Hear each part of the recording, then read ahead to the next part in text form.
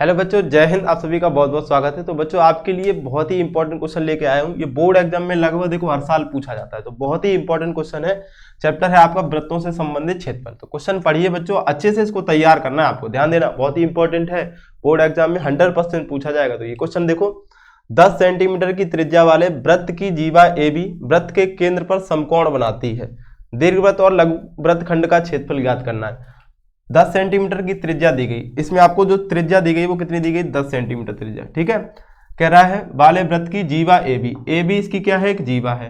केंद्र पर कितने डिग्री का कोण बना रही है, 90 डिग्री का। ठीक, तो कह रहा है दीर्घवृत्तखंड और लघु वृत्तखंड का क्षेत्रफल, यानी लघु वृत्तखंड मतलब क्या हो गया, जो आपका छायांकित भाग है, और दीर्घवृत्तखंड ऊपर वाला। ठीक, तो पूरे वृत्त का क्षेत्रफल से हम क्या करेंगे, अगर लघु वृत्त का क्षेत्रफल घटा देंगे तो हमें दीर्घ का अपने आप मिल जाएगा। ठीक, तो मेन काम क्या है, हमें लघु वृत्तखंड का क्षेत्रफल निकालना है। तो कैसे निकालेंगे आइए समझते हैं। तो सवाल में क्या क्या दिया है वो पहले नोट कर लेते हो। तो दिया है यहाँ पे देखो, थीटा बराबर कितना है बच्चों, 90 डिग्री, ये आपको थीटा दिया है एंगल। त्रिज्या यहाँ पे देखो, त्रिज्या बराबर त्रिज्या ए ओ बराबर आपको दिया है 10 सेंटीमीटर। अच्छा बताओ, वृत्त में त्रिज्याएं चारों ओर बराबर होती हैं, तो अगर ये 10 है यहाँ से यहाँ तक, तो ये भी तो 10 होगी, तो ये भी 10 सेंटीमीटर हो जाएगी। ठीक है, और आपको क्या करना है, कुछ नहीं करना है, अब बस आपको यहाँ पे इसका क्षेत्रफल निकालना है। तो सबसे पहले क्या करेंगे हम लोग, इस त्रिज्य खंड का क्षेत्रफल निकाल लेंगे और इससे इस त्रिभुज का क्षेत्रफल हटा देंगे, तो हम केवल छायांकित भाग यानी लघु वृत्तखंड का क्षेत्रफल मिल जाएगा। तो सबसे पहले निकालेंगे त्रिभुज ए ओ बी का क्षेत्रफल। त्रिभुज ए ओ बी का क्षेत्रफल, ठीक है, तो ये क्या हो जाएगा, 1/2 आर स्क्वायर साइन थीटा। जब भी आपको त्रिज्या रूप में दिया जाए और एंगल दिया जाए तो ये फॉर्मूला लगाते हैं, पता है ना सबको, 1/2 आर स्क्वायर साइन थीटा। तो 1/2 आर का वैल्यू कितना है बच्चों, 10, और गुणे में 10 साइन थीटा यानी साइन 90। थीटा कितना है, 90 दिया है, तो साइन 90 हो जाएगा। साइन 90 आप जानते हो 1 होता है, ये 2 से काटेंगे 5 बार, 5 धाम 50 और गुणे में साइन 90 1, तो ये आपको बच्चों 50 सेंटीमीटर स्क्वायर आ जाएगा। क्या आ जाएगा, 50 सेंटीमीटर स्क्वायर। अब यहाँ पे लिखेंगे त्रिज्य खंड ओ ए एक्स बी का क्षेत्रफल, ओ ए एक्स बी का क्षेत्रफल, इसका क्षेत्रफल क्या हो जाएगा बच्चों, पाई आर स्क्वायर थीटा बटे में 360 त्रिज्य खंड का क्षेत्रफल होता है। पाई का मान बेटा देखो, जब त्रिज्या आपको 10 दी गई यानी 0 है ना, लास्ट में 0 के फॉर्म में दिया गया, तो पाई का मान आप ऐसे रख लो 3.14। ठीक, थोड़ा आसान पड़ता है। आर का वैल्यू कितना है 10, तो 10 गुणे 10 कर लेंगे, और थीटा कितना है क्वेश्चन में 90 बटे में 360। तो देखो ये 90 से 4 बार कट जाएगा, ये देखो 2 जीरो से क्या हो जाएगा, 2 जीरो से ये दशमलव हट जाएगा। ठीक, 4 से काट लेंगे इसको, ये 2 जीरो से दशमलव हट गया ना, ये बचा 314 और बटे में 4, तो काट लो इसको, तो क्या आ जाएगा, 4 से आ जाएगा 4 सत्ते 28, बचेगा 3 बचेगा यानी 34 हो जाएगा। तो 4 8 32, 2 बचेगा, पॉइंट लगाएंगे, 4 पंचे 20, 4 पंचे 20 यानी 78.50 सेंटीमीटर स्क्वायर। जीरो लगाओ चाहे मत लगाओ, ऐसे लिख दो आप।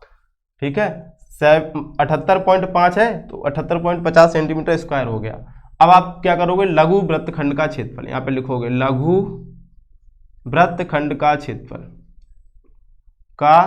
क्षेत्रफल बराबर क्या आ जाएगा, इस पूरे त्रिज्य खंड का क्षेत्रफल, तो त्रिज्य खंड ए ओ एक्स बी का क्षेत्रफल माइनस त्रिभुज ए ओ बी का क्षेत्रफल। ठीक है बच्चों, यहाँ पे थोड़ा दिख ना रहा हो तो समझ लीजिएगा, जो बोल रहे हैं हम समझ लीजिएगा।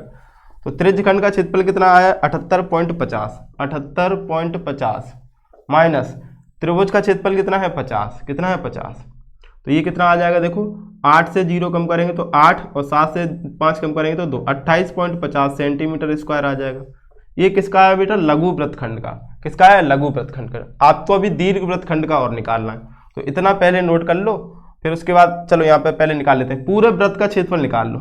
तो वृत्त का क्षेत्रफल क्या हो जाएगा बच्चों, पाई आर स्क्वायर। पाई का मान कितना है 3.14 इंटू आर। आर का वैल्यू क्या है बच्चों, आर का वैल्यू आपको दिया है, देखो आर का वैल्यू कितना है, ये त्रिज्या 10, तो 10 गुणे में 10, तो 10 गुणे 10 यानी 1 जीरो से 1.2 अंक खिसक जाएगा ना, 2 जीरो हैं तो ये 314 हो जाएगा, 314 सेंटीमीटर स्क्वायर। ठीक, अब यहीं पे साइड में यही कर दे रहे हैं, दीर्घ वृत्तखंड का क्षेत्रफल आपको सीक्वेंस से लिखना है सिस्टम से। ठीक है, पहले ये फिर ये फिर ये। क्या करोगे, वृत्त का क्षेत्रफल और माइनस लघु वृत्तखंड का क्षेत्रफल, लघु वृत्तखंड का क्षेत्रफल।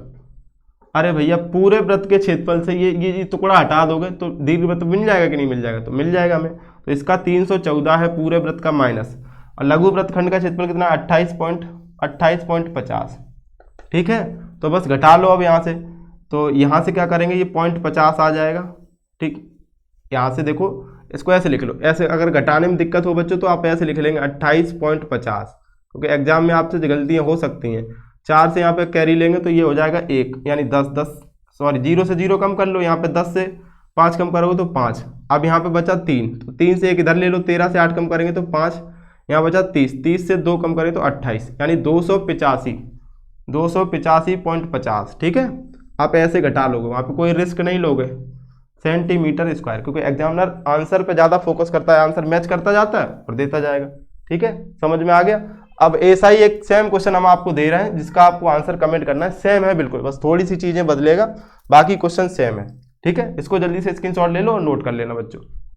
चलिएगा, वो भी क्वेश्चन कई बार पूछा गया है लेकिन ये ज़्यादा इंपॉर्टेंट है। ठीक, तो चलो वो भी बना देते हैं जल्दी से। उसका चित्र थोड़ा सा अलग है, ऊपर की साइड बना दिया उसने अब की बार। ये आपको छायांकित भाग कर दिया, यानी ये लघु वृत्तखंड हो गया। ठीक है, थीटा आपको दे दिया है 120 डिग्री, थीटा 120 डिग्री और त्रिज्या का मान 21 है। कह रहा है लघु वृत्तखंड, पहला क्वेश्चन ये लघु वृत्तखंड का क्षेत्रफल, दूसरा दीर्घ वृत्तखंड का क्षेत्रफल, ये आपसे पूछे गए बच्चों। ठीक है, बाकी सेम लैंग्वेज है, सेम करने का तरीका है, बस थीटा बदल दिया। और ये तो यहाँ पे देखो थीटा बदल दिया, यानी साइन 120 का मान यूज करोगे ना, तो 120 डायरेक्ट ना याद हो तो इसको लिख सकते हैं साइन 90 + 30, तो ये cos 30 हो जाएगा बच्चों। और cos 30 का मान कितना होता है √3/2। ठीक है, ऐसे आप रख लोगे, वहाँ पे सॉल्व करोगे।